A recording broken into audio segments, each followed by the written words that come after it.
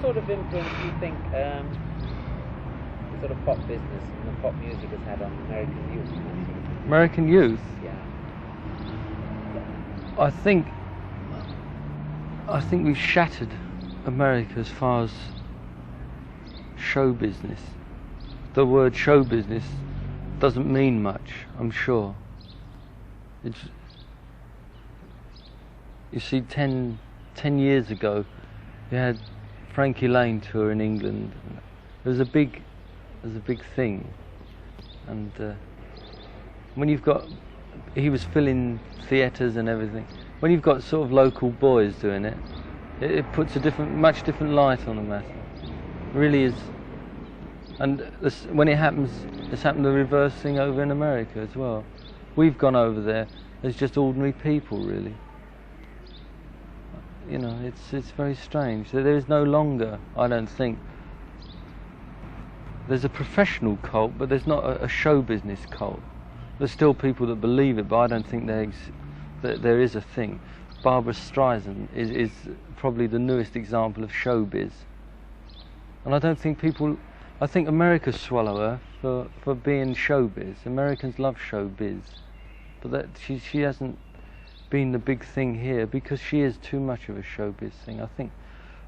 But I think in American show business, they through having this appeal of being the best in the world in show business, this sort of thing, they've created some of the best. Yeah. They really have. But I think what the biggest thing that British groups have done, starting with the Beatles, and that have proved that there really isn't anything in it, although there may well be. But it isn't what people see on the stage as. It's not a gold and glistening life that people, when they think of Frank Sinatra, they think that's what it is, really. I mean, they don't think of him with a headache. They don't think. They've cut out the glamour of it, and they sort of feel that anybody could sort of be a success in show. Yeah, maybe I'm looking at it from an Englishman's point of view. You know, maybe they do see us as glamorous, gold-studded people, but I mean, I'm sure they don't in England. Kids don't. I think there's a lot of American kids that don't also. You know, it's very strange. How do you think? Do you think there's any comparison then between this sort of acceptance of yourselves and pop music? How does it compare to the sort of legends and the acceptance of real jazz? You know, the real jazz musicians and the New Orleans jazz, that sort of thing. There again, what jazz is totally. Well, I mean, the sort of jazz people that you liked, and the music you copied, the rhythm and blues people in the beginning. I mean, their music was a sort of religion, wasn't it? It was something that they sort of accepted. Yes, but it was not considered an art form at all, in the sense that people who played it were not really very good musicians, apparently. They really were just Negroes playing the trumpet. And people like Louis Armstrong and people like that have made that into an acceptable thing. As great as he is, he still made jazz an acceptable thing. You see, it's very strange, because that's another facet of America that you can't really understand, is the Negro. Because our music, we're selling our music back to American boys who probably never even heard of the people who we copied half of it from. This was in the beginning, but I suppose influences, yes. We're selling our influences back, our way of doing it. Maybe it's more acceptable the way we do it. Although I can't very well answer a lot about that, because I'm just part of the thing, you know. I don't actually create the songs or anything. But you know, I think the Beatles, you know, when you get a version of Long Tall Sally by the Beatles sold 500,000 records, and you've got Little Richards, which is 10 times better, selling 300 copies, although it was a hit record, I know, but I mean that sort of thing, then it's just remodelling a thing and making it acceptable. And it's only acceptable because the Beatles have done it. And the same thing with us. We probably sold more records of something like let me think, something like Little Red Rooster than Howlin' Wolf ever thought of. But all we did was just do our version of Howlin' Wolf's Little Red Rooster, and yet it sold. You know, it's a very funny thing. I suppose it's the rapping they buy. Well, this is what it's not just that, it's the rapping of the mass media, isn't it? This is what it is, really. I don't understand that, really. In other words, they're rapped by television. I mean, they're rapped by the fact that the mass media gets hold of it. Yes, you see, yeah, well, the mass media, I mean, well, if you're television then, I call it television, you call it mass media. Television has got to have something that's entertaining, it's got to have something that's nice to look at. Although it doesn't have to, but that's what they put on it. And so Howlin' Wolf singing a song is not very acceptable as far as selling a record goes, as some good-looking white boy singing about the same song, but it's got a totally different meaning when he sings it. To them, anyway. Do you see anything sort of sinister? Sinister? In all this? What, in the mass media? No, in the sort of development of all this sort of influence and power that young people have and so on? No, not at all. You think it's... I think that it can get a bit sad at times, but I can't really answer that. You'll have to scrub that question out. Yeah, that's right, yeah, fine. Now, I mean, we were talking about showbiz and all that sort of thing. How do you think being a success like this has influenced you as a person?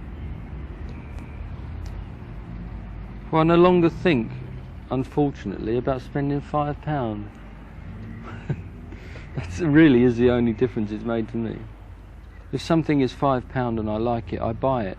But it really probably isn't worth £5, although that might be to me. I know you've got 100 different answers for this, because if it's worth it to me, then I should have it. But I really don't think about spending £5.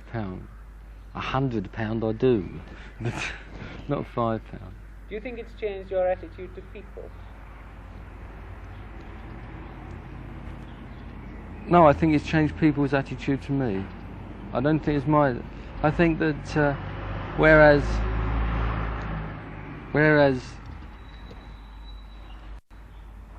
before I would sit in a cafe, or when I was working, I'd go to dinner with a crowd of, and you all had a thing whereby you had a luncheon voucher and threepence to spend. But now, if I had a luncheon voucher and threepence to spend, it would be such a ridiculous thing in people's eyes for me to go in a place and say, I'll have 3 cheese sandwiches with mustard and pickle, and it would be, they would think, well, what's over him? What's he doing? He's probably only doing this to meet people or something. I don't know. I get that feeling. Maybe it's a silly thing, but it really has changed people's attitude to me. Success, because it hasn't changed me. I can't really answer that because it's me. I mean, I probably think I'm gold, but in other people's eyes, I'm probably very flash or something. But I don't know. It really, as far as my outlook on things, it hasn't changed. It's helped me accept a lot of things and appreciate a lot more things. Success. Maybe that's because I didn't think about them before.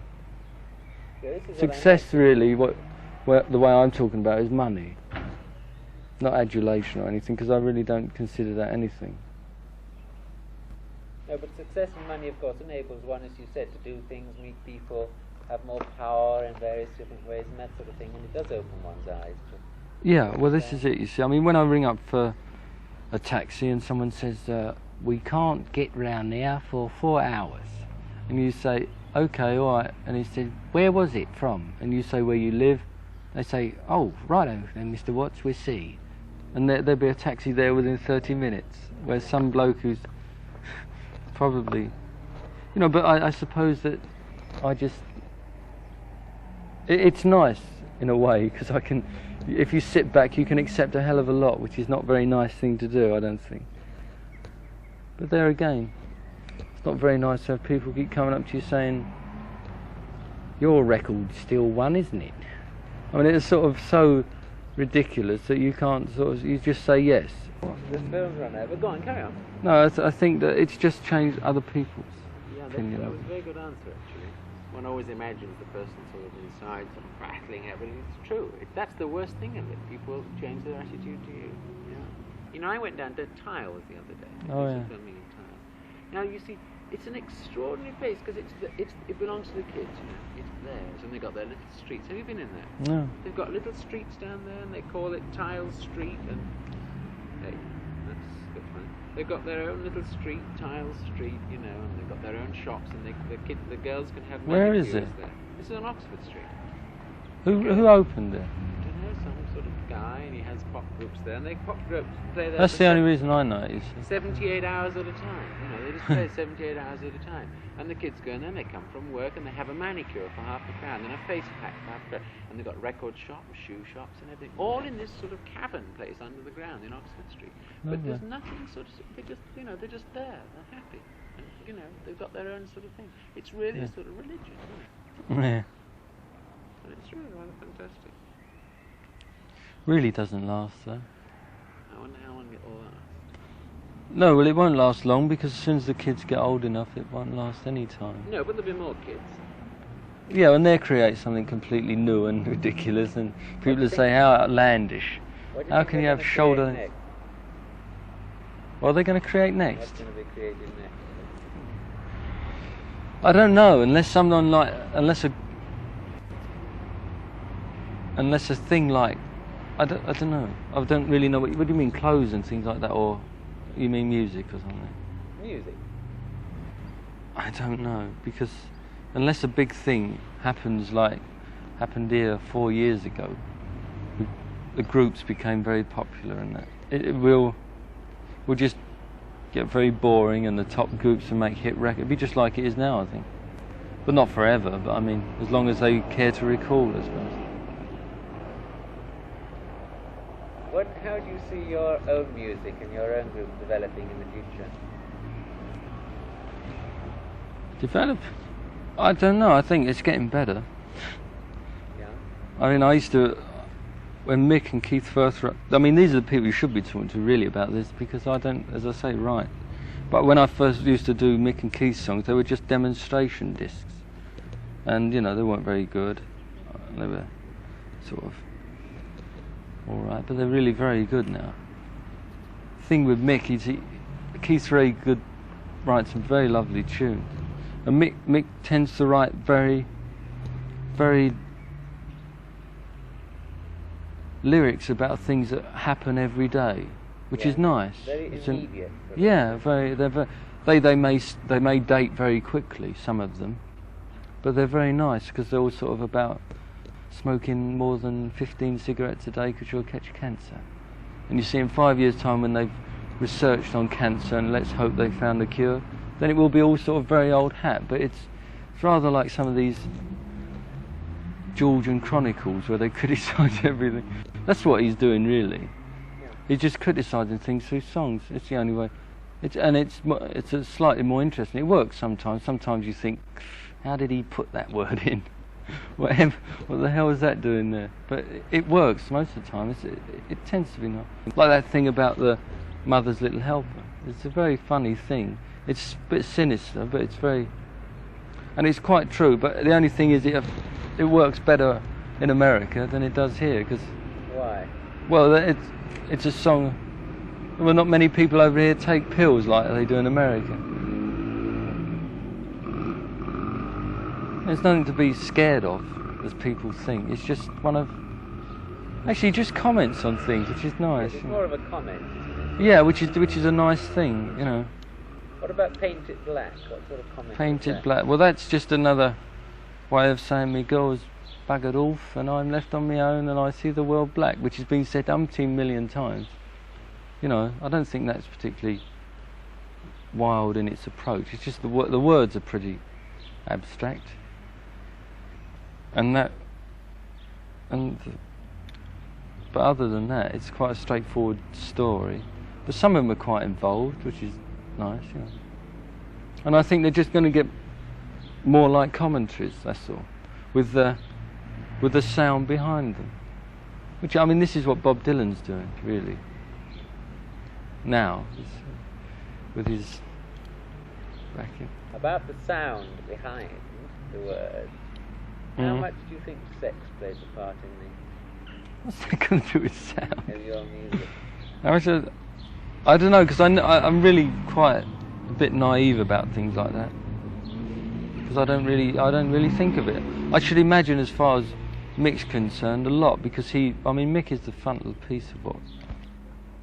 And like with the Beatles, you know, every one of them, it's a whole thing, and the Who, you know, it's all very. I think it must play a part. Yeah. But there again, I should have thought the Beatles wouldn't get anyone. If you're going to look at it like that, you'd think the Beatles would never get anyone out to see them anymore, since they're nearly all married. But I mean, there you are, you see. So I really can't answer that, properly. Right, what shall we? I meant really just in the actual sort of psychological impact of the music. Well, the impact of music. I don't know. The sort of. I don't know. I think it's more the person who's singing it, really. I mean, you could sing about sexual intercourse all night long, and it really wouldn't draw any effect. But if the person who's singing it has got one of those faces that women like, or you know, then he's going to be a big success. You see, that's the funny thing about it. It really is only your face, which makes this sort of life to me a bit shallow. How do you mean? Well, it's all very silly, you know. It isn't silly. I mean, it's sort of obvious things like having a wash, really, because there's just sort of obvious things that go through people's mind, like you must eat or something. So I mean, I suppose the sex thing is just an obvious thing which no one ever talks about, but it must be there. But it just nauseates me a bit.